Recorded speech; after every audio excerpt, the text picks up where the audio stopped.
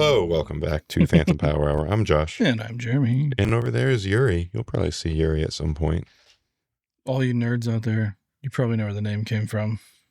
From Command & Conquer, Red Alert 2, Yuri's Revenge, the expansion pack. Yeah, that's it. Definitely not the first 1176. No, that would not make sense for a studio dog to be named after that. It makes way more sense for it to be named after one of the greatest RTS computer games of all time. Yeah. Yeah. Did Universal Audio buy Yuri? Were they acquired? I don't know. I don't know about that. That's an extension from our UA distaste from last show. I mean, first of all, we can catch up. It's been a little bit. Haven't seen you. I didn't see you last week, I don't think. I know. Yeah. It's been busy around here. Yes. A lot of mixing, a lot of Atmos mixing. That's great. It's so much fun. Mm-hmm. And I feel like every time I'm in there now, I'm like, oh, that's how that works. Or do you feel as though your ears are getting attuned to not only the space, but how sound is being flung at your ear holes? Yes. Yeah. I have an actual like tuner coming. Mm-hmm. Like I know Gavin came and he like spec'd it out and we're plus or minus 3, which is incredible without being tuned. So if I have somebody actually come and tune the room, it's just going to be that much better. Right. And so I'm like, this is going to be Will this be a Dolby certified That's person? it, yeah. Well, no, I think all the tuners, I'm not exactly sure how that works. Is it so that you become certified? That's one step in the process if I decide to do it. But I mean, either way, I want to do it to get the room sounding as good as it can. For sure. Come here. Say hi. Oh, well. She'll just be right here. Yeah, she's not barking at me anymore, so Yuri. that's a good step. She likes you now. Yeah. I think earlier when I got down on the floor, she was just like, oh, playtime? Did it work? Start doing those laps, yeah. I tried to ignore you just in case, like, because I know if she's like, oh, protecting dad, you know, whatever. Well, she did catch a glimpse of us, wrestling earlier, so she's going to want to protect you. Oh. Anyway, so we've got so much different stuff that we could talk about. One thing that we alluded to in the last video, because we had just finished shooting it, is that session with the wireless headphones. Yes. All wireless all the time. Yeah. Don't know how much you want to recap that, but that was a fun time. I had a blast, and actually, like, you won't see this, but you will. I have like a full charging setup in here. Dude, nice. It's all of them spaghetti cabled together, but getting all their energy. Yeah, so everything can be in one cupboard and get charged all at the same time, because that was a really fun way to do it. Do you think in the past anybody called it a cupboard?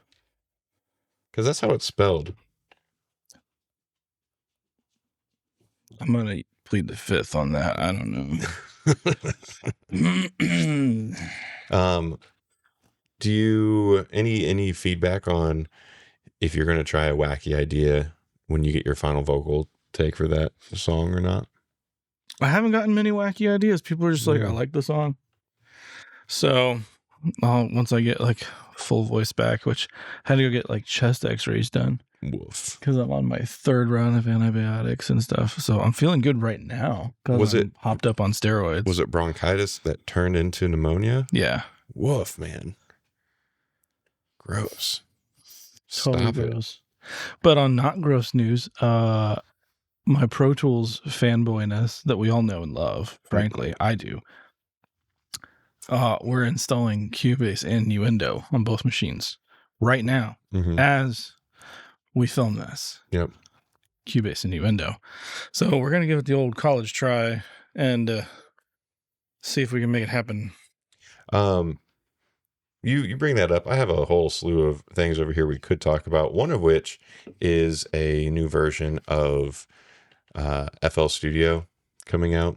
Did you ever try it at all? I tried it, yeah. I mean, I tried mixing in it, which admittedly that is not what it's for. Like somebody working like I do in a Yeah. DAW. Yeah, it's definitely not meant for that. Because I did one of those Pro Tools fanboy tries. Mm-hmm. I love how routing works in FL. Yeah. NFL? It's in the game. Wait, no, that's EA games. That's EA.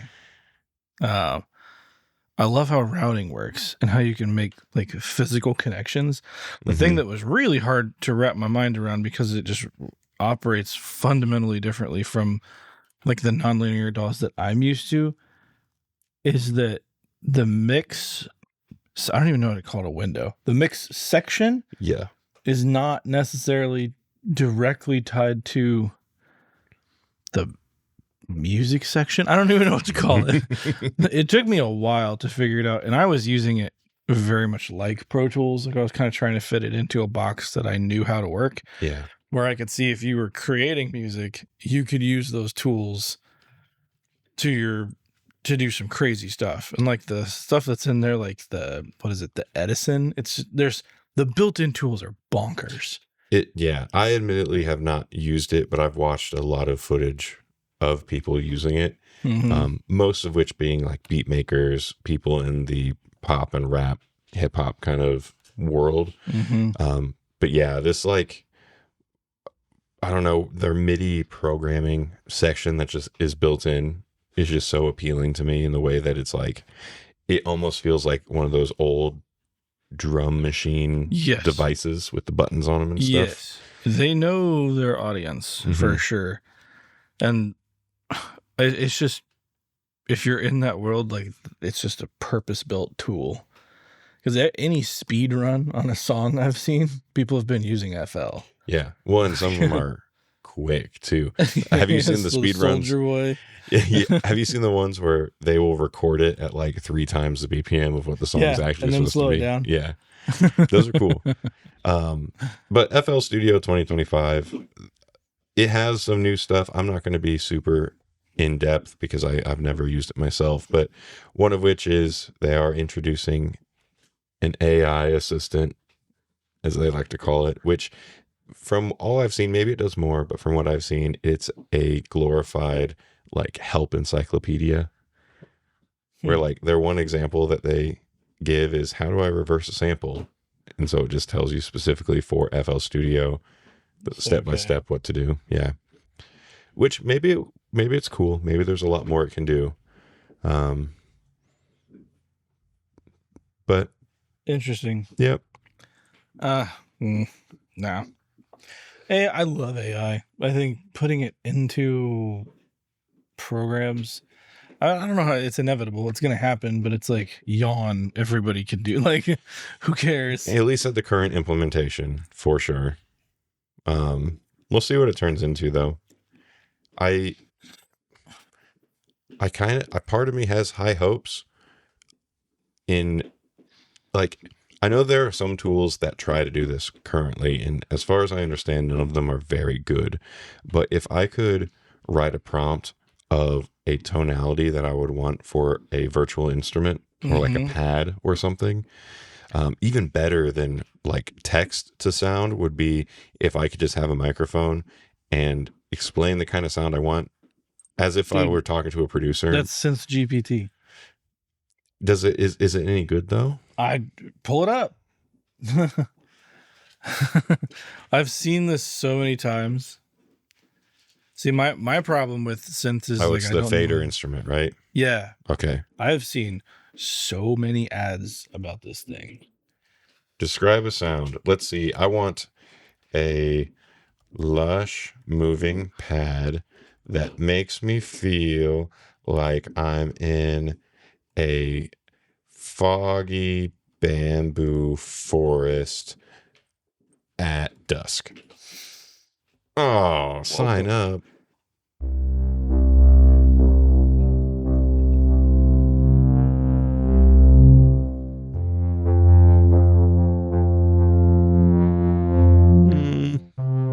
Oh, I can play it with.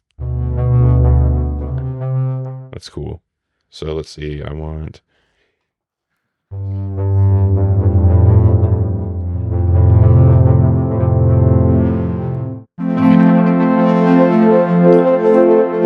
That's pretty cool. Doesn't necessarily make me feel like I'm in a bamboo forest at dusk. Let me try one. For those of you that can't read what he said, a choir of farting in a cathedral. Those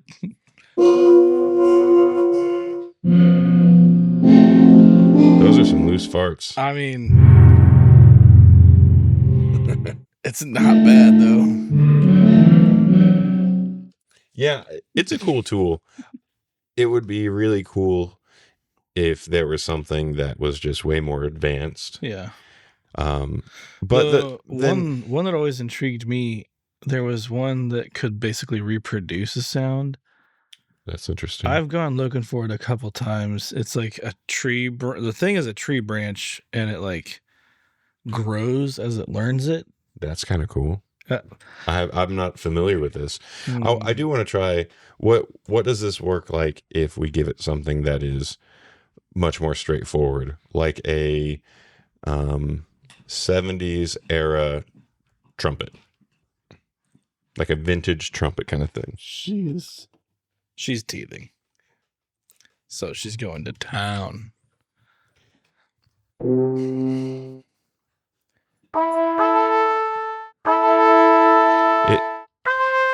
It seems like it doesn't like to create sounds with quick release. Huh. Like a lot of sustain on all these sounds. It'd be interesting to know what it's referencing. I mean, this is cool. It's innovative for sure. The thing is, I just never use synths. That's true. That's not a huge part of your workflow. And when it is, it's usually a player that will come in, like Tim comes in and has an idea. And he knows what he wants. Yeah. Like that's part of like, you either get synths or you don't. Mm-hmm. And I never put in the time to learn, like, this is what this one sounds like. This is what this one sounds like. Yeah. So it's hard. It's like, it's a whole rabbit hole of different textures and sounds to like have that mental library. Mm-hmm. And I just never had it. One of my favorite things is just completely destroying what the sound is supposed to be and making something new out of it. Like pulling up a Juno and then put like completely wet delay on it into a crystallizer and then splitting it. Crystallizer's awesome. Yeah. So many cool things. Like that's one of my favorite things to do when it comes to synths and creating textures and all that. Actually, crystallizer on vocal delays, and every time it feeds back, it shoots up another octave. Yeah. That is one of my favorite tools. It makes a bad reverb sound awesome. Sometimes bad reverbs are the kind of sound that you want. Oh, yeah. Speaking of bad reverb, I don't have any inclination if this is good or bad, but I saw that, I think it's Nux. Are you familiar with the brand Nux? Yeah. Pretty affordable, usually, just music gear in general. See, Nux. Oops. Maybe it wasn't Nux. There's a new convolution pedal. I feel like there was a slew of new reverbs that all came out on the same day. Oh, I got Nux and Hotone flip-flopped in my brain, but they're both known for similar things, like affordable guitar gear stuff. But Hotone just released a convolution reverb pedal, which I thought might be interesting. It is priced the way you might assume a convolution type of pedal would be priced. It has to sound good for that. Yeah. It's just, reverbs are so interesting because there's already so many incredible players. Mm-hmm. Like, I mean, you can go get a what's the one I've got on my board? The Specular Tempest. Oh, that one, yeah. Those things are so cheap. I thought you were talking about the H90. The H90 is incredible. Yeah. But the Specular Tempest, as cheap as it is, can obliterate almost. Yeah. Or at least hang with most pedals. Now, the one I am super excited about was who's a guitar player on the YouTube guitar player who made the nuclear reactor reverb. It's the Cornerstone Nucleo. Meet Nucleo. Oh, this thing looks dope. Pull up some of the sounds. I want one so bad. Oh. I I love this dude's channel. I love him. So first time playing a note. Yeah, he plays on it if you go forward a little bit. So this is capturing the reverb. That's him. This is before he was like thinking about making a pedal. This is just the video that inspired it. So Supposedly, I can play with that same sound at home. Let's see. So this is the bone dry guitar sound. Gosh, so good. I know. So that's him capturing it in Ableton, but later on there's if you go to the Cornerstone thing there, some moody pictures. It's a moody pedal. It's already out of stock. They've had 2 runs already. Wow. Yeah, zoom through. That already sounds so cool. That's the sound of it, yeah.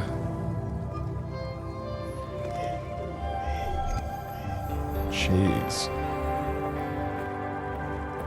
I mean, oh, cool. This man can make anything sound incredible, so he's just that kind of player. Oh yeah. What is his name? Because I see his stuff all the time. Paul Davids? Is that him? The Davids. Multiple Davids. Wow. That sounds incredible. I can't believe I hadn't heard of this. My YouTube algorithm must be kind of mismanaged right now for it to not come across my feed. But it's something aesthetically really, really is pleasing to me. I wanted to get one specifically for, I'm on the wait list, but I wanted not even to have it on my pedal board. I want to run it with the radial reamp box and use it as like an external reverb unit. Yeah. Ooh, all of these Cornerstone pedals they great. look awesome. Very cool. I almost bought the Nero. This one, is it a drive? I can't remember. Oh, fuzz. Nero fuzz. Yeah, you, a long time ago, we talked about how you were in the market for fuzz, and I never got still one. have no fuzz.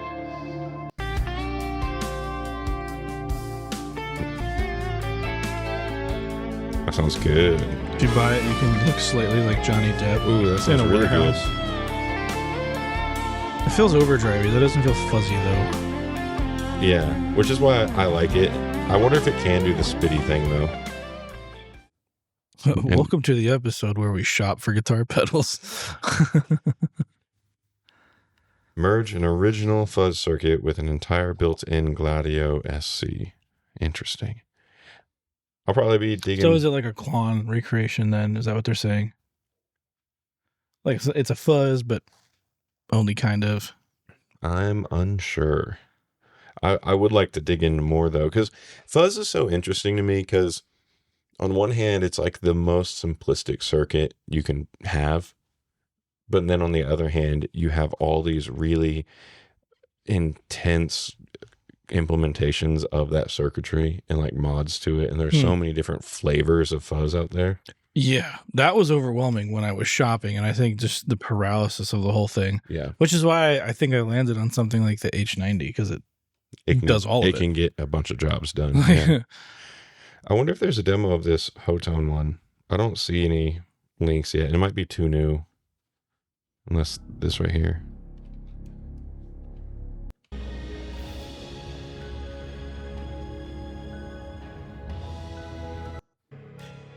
But this is interesting because I believe you can load your own IRs into it.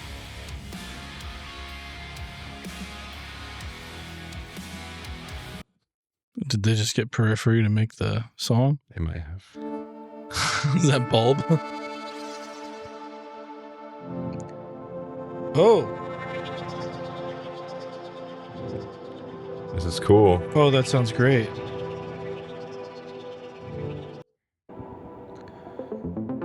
So is it TRS in and is the input of TRS? Let's look. Probably. It says in. Unless it just creates it. Go to specs. Just one. Come on. Yeah, it doesn't really say.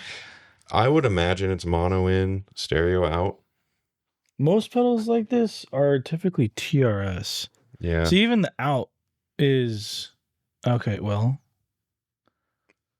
The out can be either. if that it says left stereo, left/stereo. So does that imply that it's a TRS output? Man, I don't know. That is confusing. I've never seen it be like, hey, this is left if you're in stereo. Like it's either left or it's mono, not stereo. Right. Unless they're trying to say that if you want to run stereo, then it's left. That's a weird way to say it, though. Oh, 100%. I would expect it to say out, left/mono. Mm-hmm. Yeah.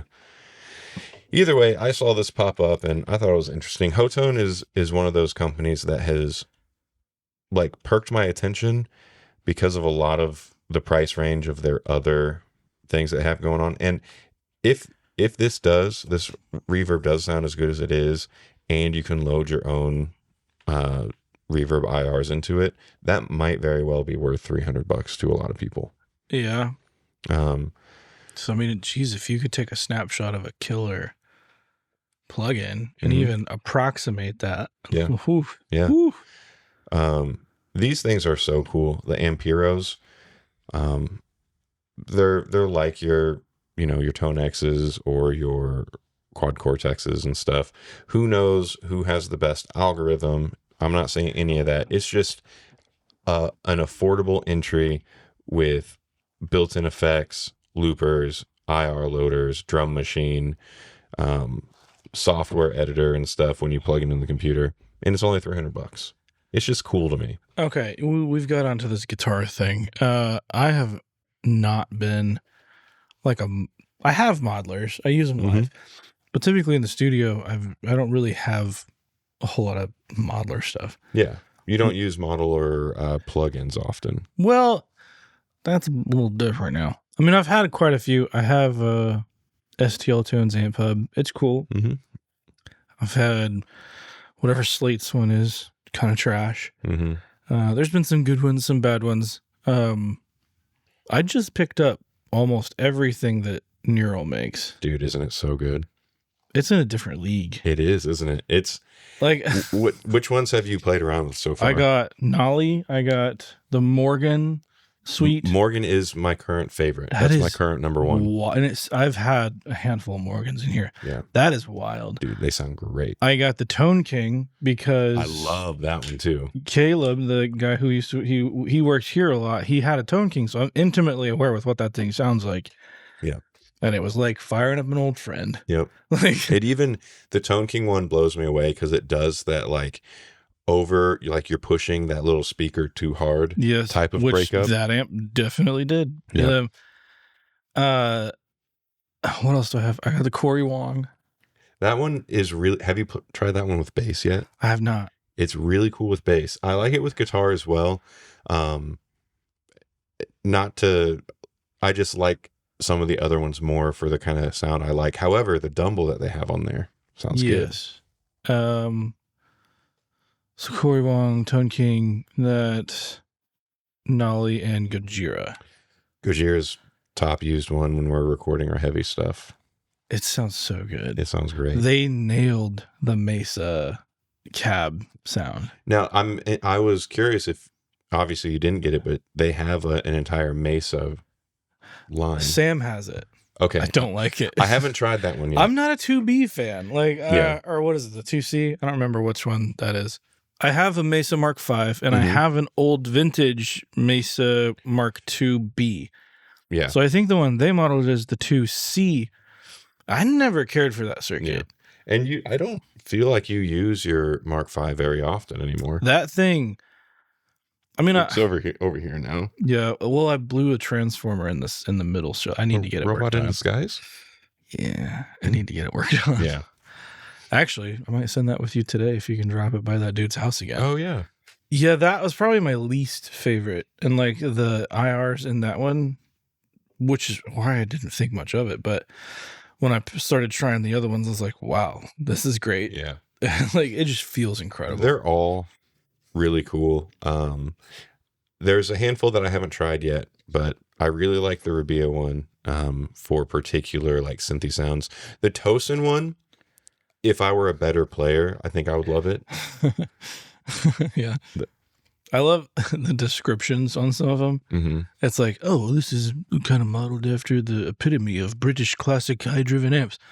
This is all-American grit and transformer bass saturation. And then you see Tim Henson's, and it just says, this one Yeah. That's all it says. I love it. It's like, okay. The Tim Henson one is dope. That's another one where it's like, if I were a better player, I think I would like that one a lot more. Yeah, I didn't even think about getting it because I cannot. Parts of it are really fun for just making new sounds. Speaking of being a better player, I've started actually practicing guitar again, which I haven't done in a long time. Oh, great. But I started learning gonna be even better. Some intervals stuff. Can you just suck at one thing, please? Oh, I can suck at many things, or just one thing, if you know what I'm saying. Gross. But that's been a lot of fun having like goal-oriented practice. I haven't had that in such a long time. Like there are many goals of either learning songs for set lists, or I guess the last time really that I had to heavily practice was before I joined Macy Ann, just learning their backlog. Yeah. And that was more practice for my ears of like they don't have charts or tabs or anything. So it was a lot of just learning by listening. Mm-hmm. But this is a whole different ball game because it's like technical proficiency that I'm trying to get better at, which hasn't been a thing for a long time. It's a lot of fun. I need to practice more. Doing all that stuff with the neural had me really. Oh, I almost pulled the trigger on a quad Cortex, but quad is more and more implementing support for those plugins. Yeah, and it'd be wild to be able to. I mean, this is the thing that Tonex offers, but and I know like I've done this. How like Tonex does a great job of capturing. Mm-hmm. But for some reason, that there's like an implementation issue somewhere.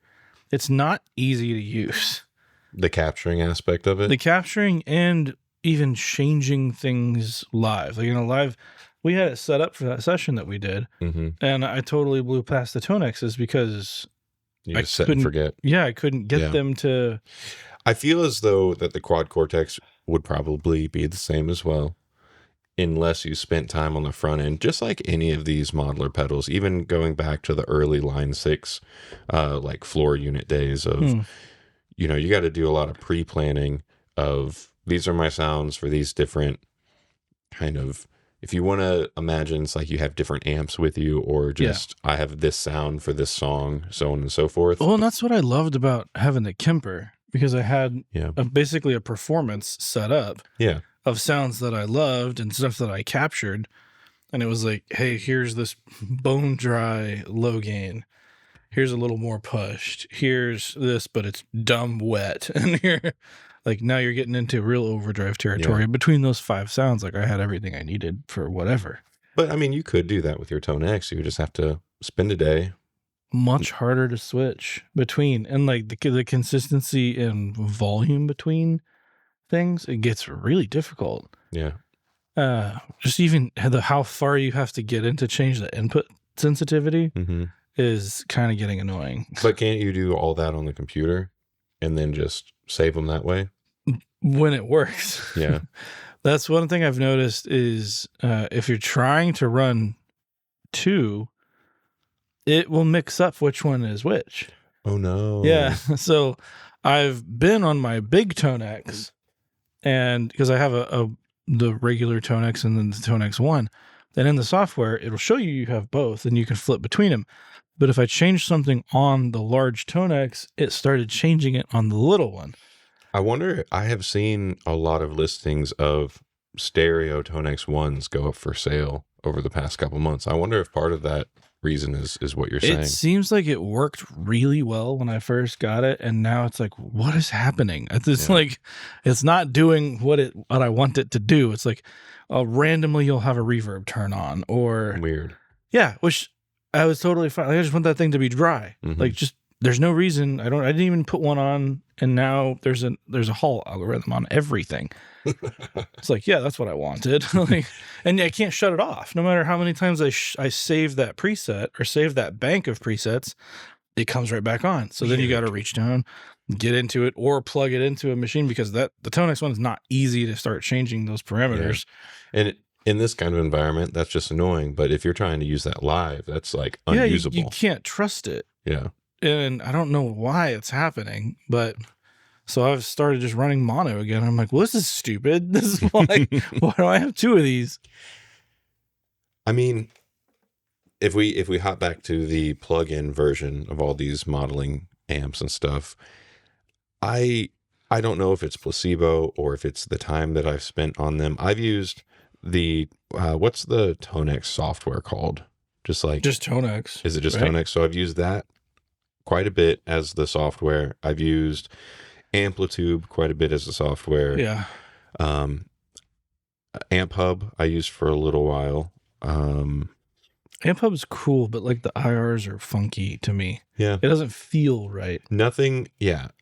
I could get cool sounds, but if I wanted to get something that felt real, I couldn't get anything that felt right.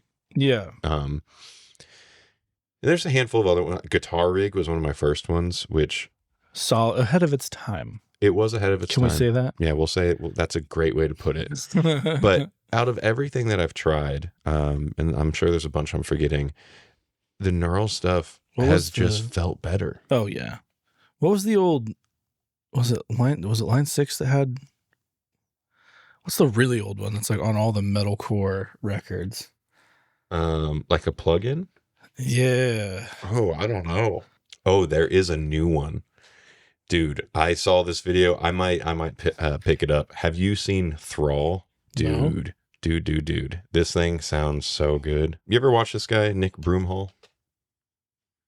I see his shorts pop up. The dude is an insane player. He's killer. Obviously, he's like nothing. I kind of just want to like something like that. What drum sounds are those? Ah, I'm glad you asked. Because I've heard that and I'm like, what the heck is this? I was on the hunt for them as well. Yeah, he says it here in a second. All right, let's lay some drums down. We're using Otoholm drums. Otoholm. Oh, that's the... It's these, yep. Yeah.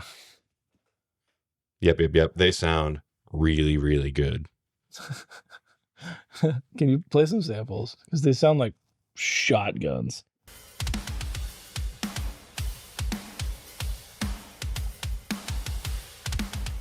Okay. That sounds pretty all right. Let's listen to him using it. Honestly, that's gonna that be snare nasty. Sounds bigger.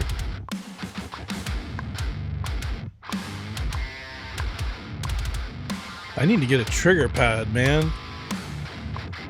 I was just... Dude, this whole thing is nasty. But this Thal amp that he's using seems pretty stinking awesome. End result here.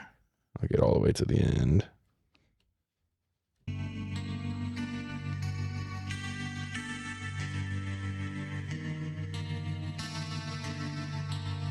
Bengals. Is this dude in Ohio? Is he close? Oh, I don't know.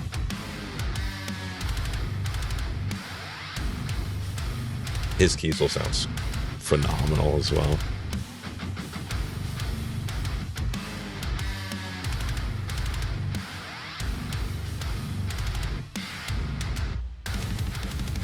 So much of that is with the... Is there bass? No. There's oh, no wait, bass. yes. I'm sorry, there is. It's programmed. He's using the Gen bass. So that's adding a whole lot of chutzpah. So, yes, but see if I can find... If you look right here, there's this thickened portion, and you're not going to be able to tell on these speakers, but holy moly, does it add girth.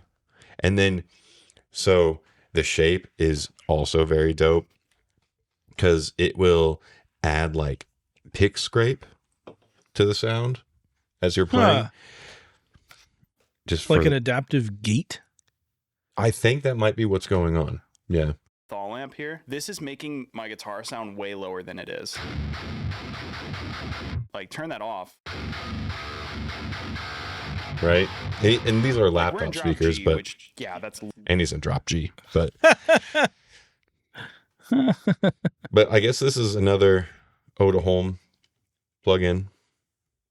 Man, keeping it all in house. That's bonkers. It sounds great. I want to give it a shot. I really want to get a 7-string. Man, we're hopping all around, but we haven't seen each other. So speaking of 7-string, Joshua got one from Vola, and it sounds real nice and it feels real nice. But I thought of that because I played Romanus Fest this past weekend, which Romanus Records, I'll pull up some of their stuff in case you guys haven't seen it. You Some of probably have. Coolest vinyls in the business. Yeah, they make a bunch of custom vinyls for local indie artists, as well as like really big, well-known runs for people. They just did a run for Slipknot, right? Yep, they just did one for Slipknot. Wonder if I can find that. They've done runs for Mortal Kombat. Here we go. Mortal Wombat. So they do like liquid-filled, sand-filled. With Joshua Powell, we got a square lathe cut filled with bullet shells. They make a bunch of cool stuff, but they host a festival every year called Romanus Fest, and almost everybody is under the Romanus record label. But I played that. I did 2 sets, one with Macy and one with Joshua, and Greg of Vola came up for the weekend, and he brought his whole like Vola tent. And what was so cool about that to me is, when's the last time you have seen or been to a music festival and there was a like luthier or guitar company there with stuff to try? Right? Never. No. And what better place? Like old Cornerstone, maybe. Yeah. Like so many of those companies will go to trade shows. Yeah. Which makes sense. I get that. But why don't you have then booths? you're showing to like Marketers dealers and so this is you don't see boots a whole on lot the of people. ground, man. I like that. Yeah, it was very dope. And Vola also was one of the sponsors for it, but That's dope.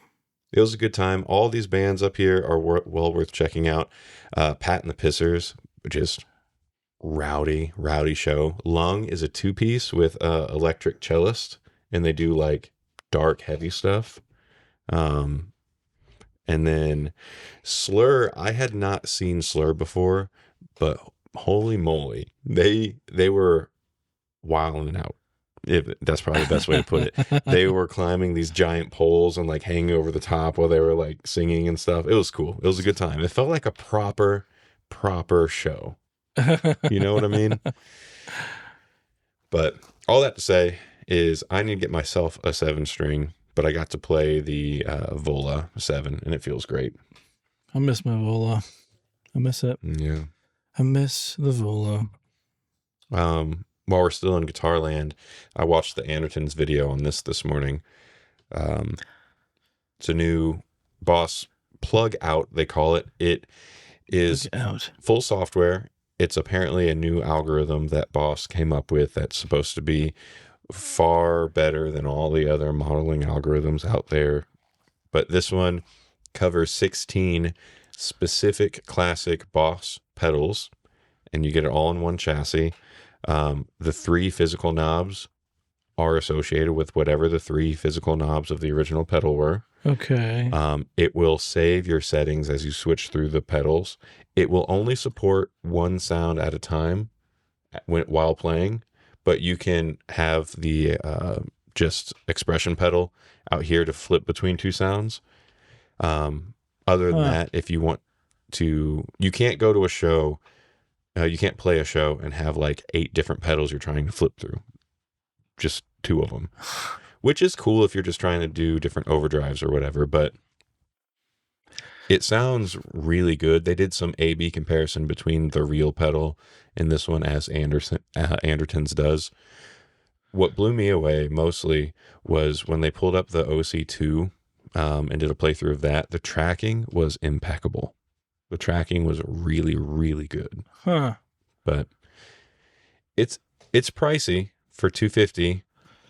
And it can only do one. Like that seems really interesting because you've modeled everything. Mm-hmm. Those algorithms are now there, and now really your only cost. I mean, the chips to do this aren't crazy. I would imagine it's the same.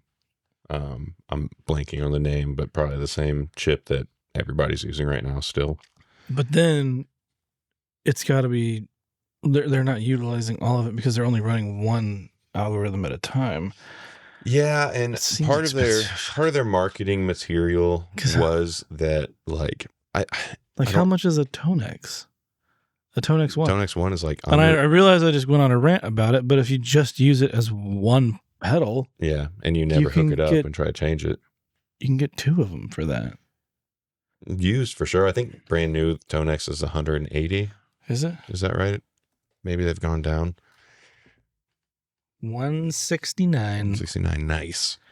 Yeah, I think that this appeals to a really specific audience, though. I mean, take it back to why you didn't like the Tonex. It wasn't super straightforward to use. I get it, but I wouldn't want to pay more to have less. You say that.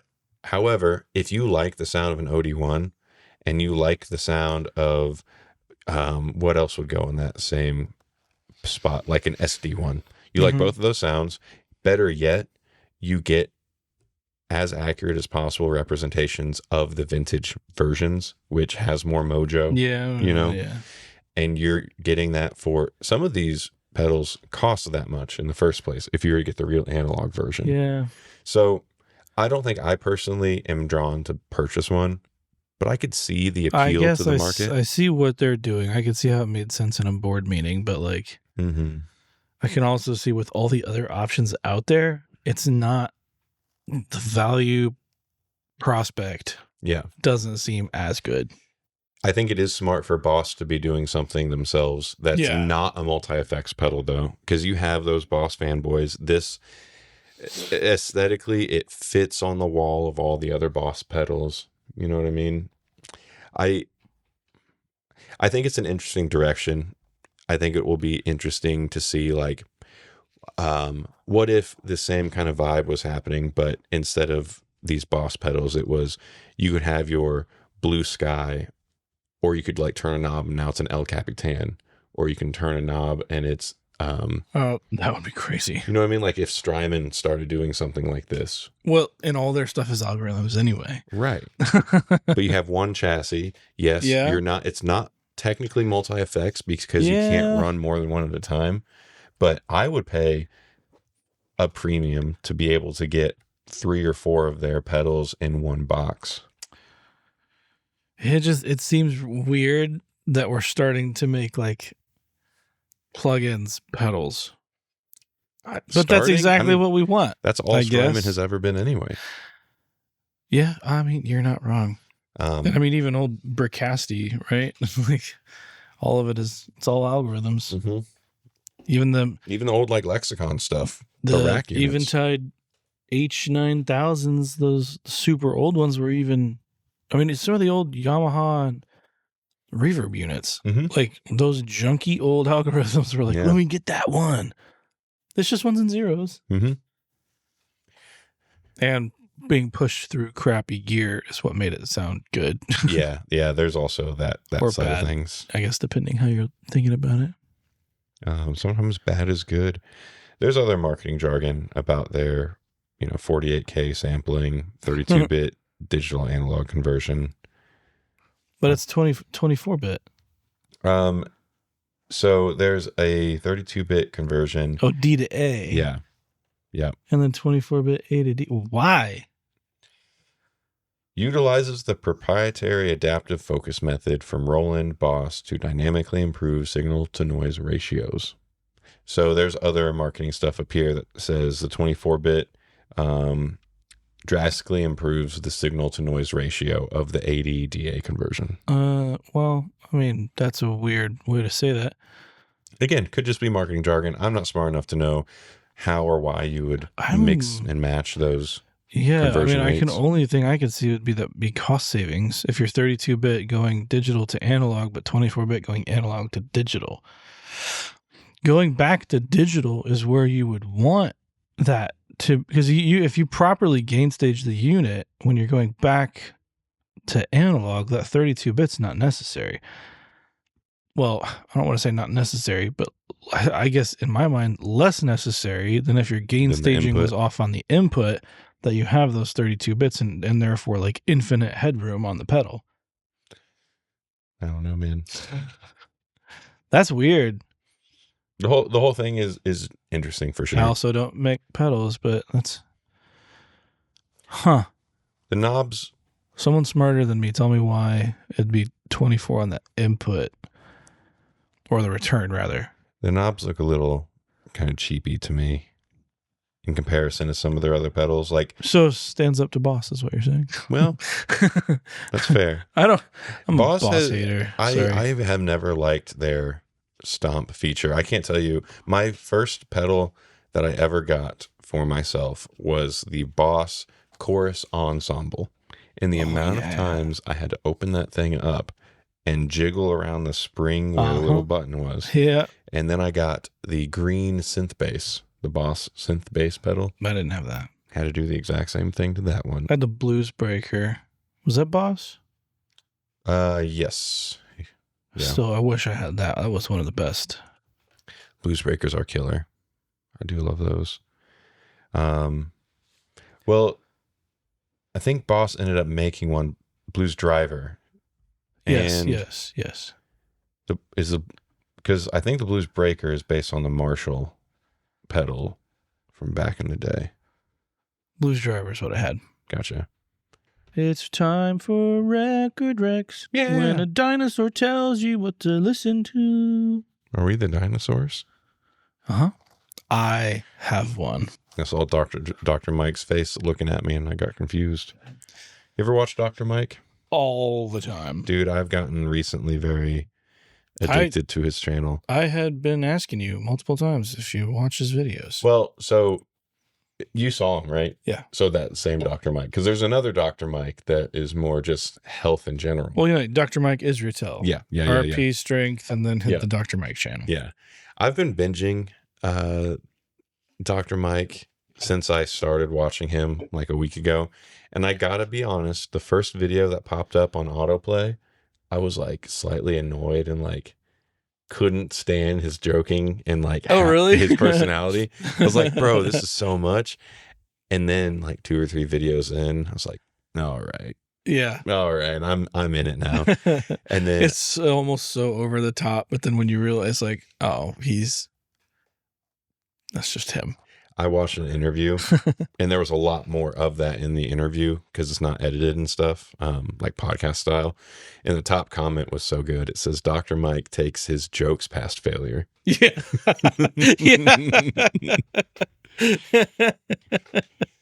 Oh, what's your record, Rick? Okay. Thrice. Oh, nice. Nash. I didn't know this was happening. There's a video, apparently. I didn't know. I didn't know that this was happening, but I heard about it. I did not. I got so excited when it dropped. Go ahead and start, and then I'll talk about a specific part of the song.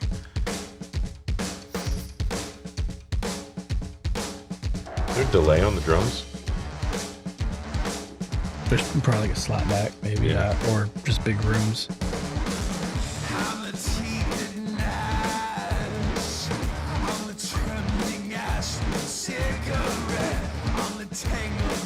Might be a weird way to put it, but I really like the texture of the sound already. It gets...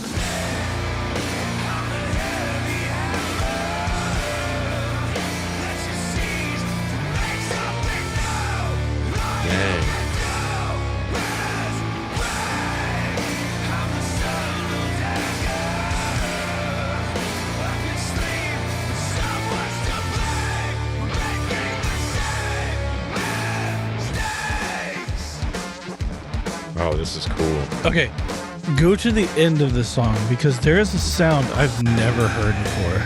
How close to the end are we talking? You're perfect.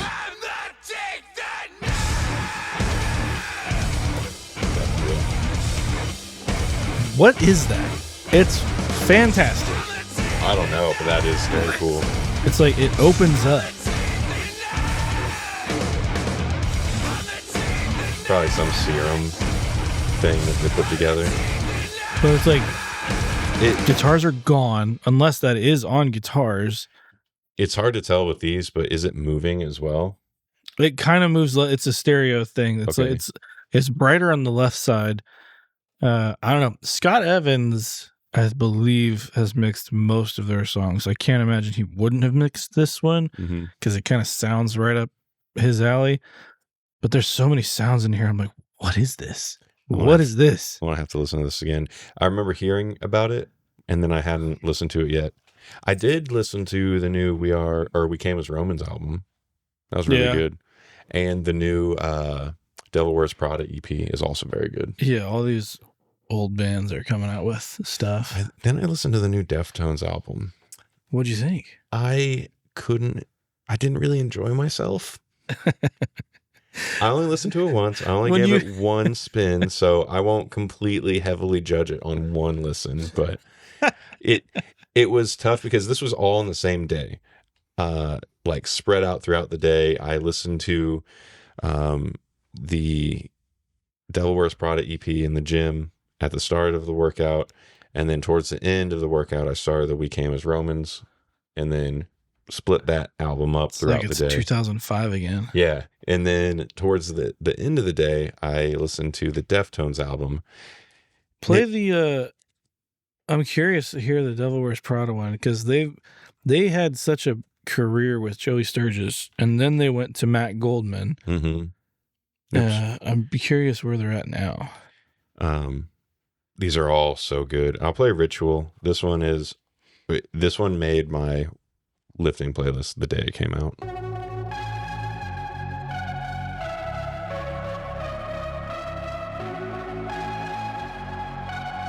And I was never huge into Devil Wears Prada. They were always an auxiliary band for me back in the day.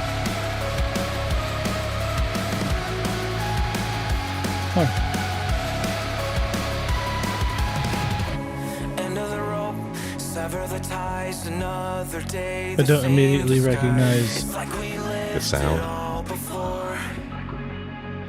because it's not old Devil Wears Prada. Correct, yeah.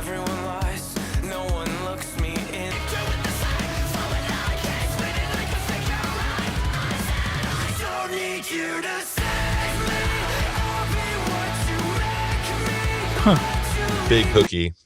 That's yeah.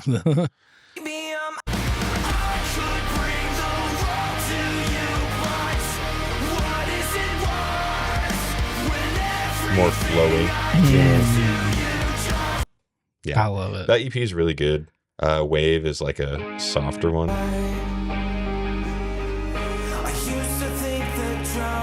Man, I had that whole with Roots Above and Branches Below. Like I had the whole thing memorized.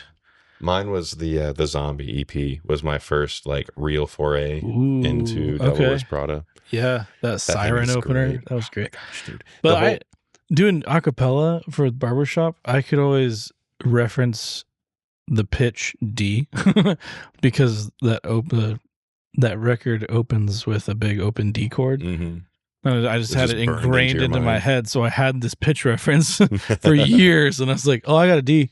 That's great. My recommendation is one. It's a group that I've recommended before, early into the podcast. So I think they're due for another round here. And it's Tay and the Neighborly is the group. Yeah.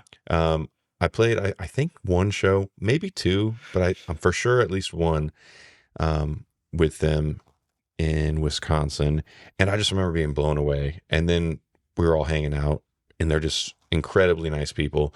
A photo of theirs crossed my Instagram yesterday and just made them pop back into my mind. So I spun their newest album, Self Help, again.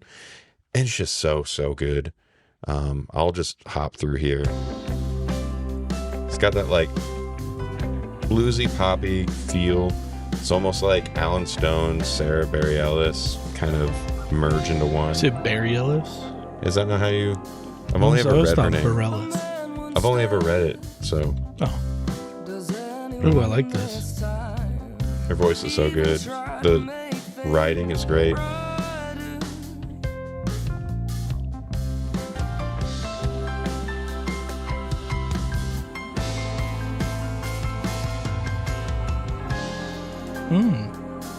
Feels good.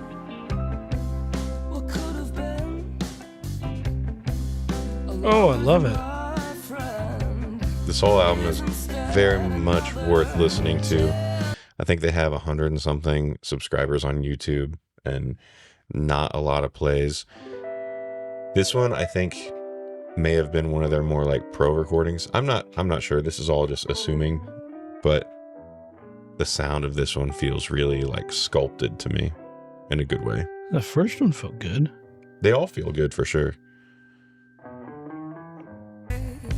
Even when we went our separate ways, I wanna carry our kindest moments with me and let the light you gave still have a place. She's got that almost Macy Gray kind of thing, like tonality with her voice, but much more smoother, like the rasp thing. That's Tay in the Neighborly. Go check it out. The whole album, Self-Help. Go check them out. Give them play. Go listen to Thrice if you haven't listened to them since the early 2000s. They've been putting out records. Come on. What do you guys think? I don't even know what to ask you guys about. We talked about so many different things.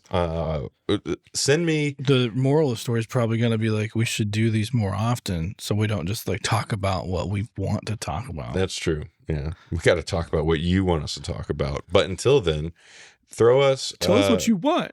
Drop some of your favorite guitar pedals in the comments. I need to go through another phase of just like window shopping, because Lord knows I won't order any of these pedals, but I will salivate over the idea of ordering them. Or tell me if I should pull the trigger on a quad Cortex or not. He should. Tell him he should. So expensive. Worth it?